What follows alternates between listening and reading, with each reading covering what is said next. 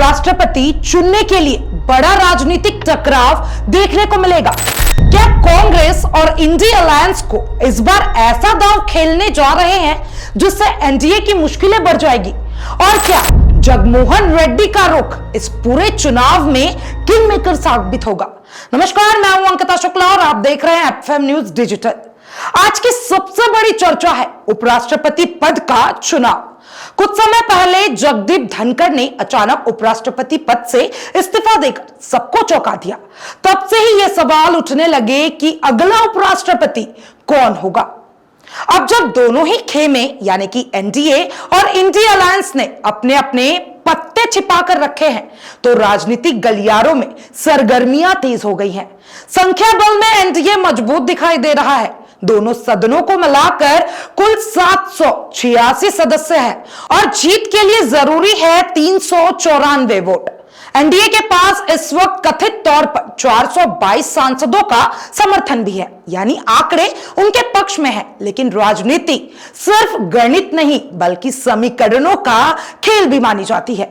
यही वजह है कि कांग्रेस और इंडिया अलायंस ने भी नामांकन फॉर्म ले लिया है और अब तय माना जा रहा है कि उपराष्ट्रपति पद के लिए मुकाबला तगड़ा होगा।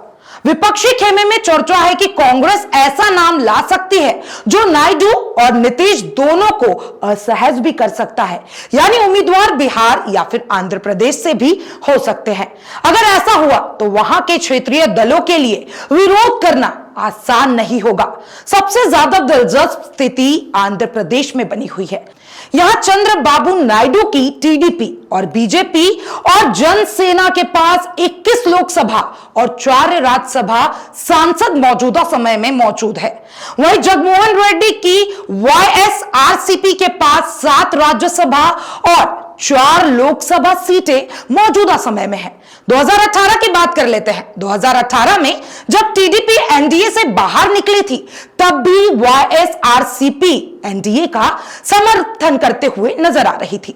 2019 में सत्ता में आने के बाद भी रेड्डी की पार्टी संसद में एनडीए के विधायकों का बिना शर्त समर्थन करते हुए दिखाई दी थी।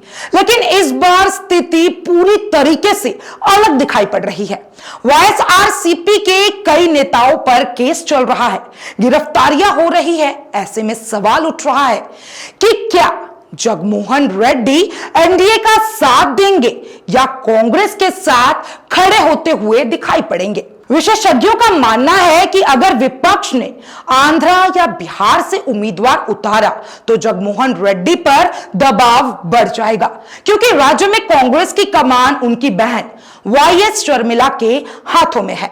यानी एक तरफ सत्ता में भाई और दूसरी तरफ विपक्ष में बहन है।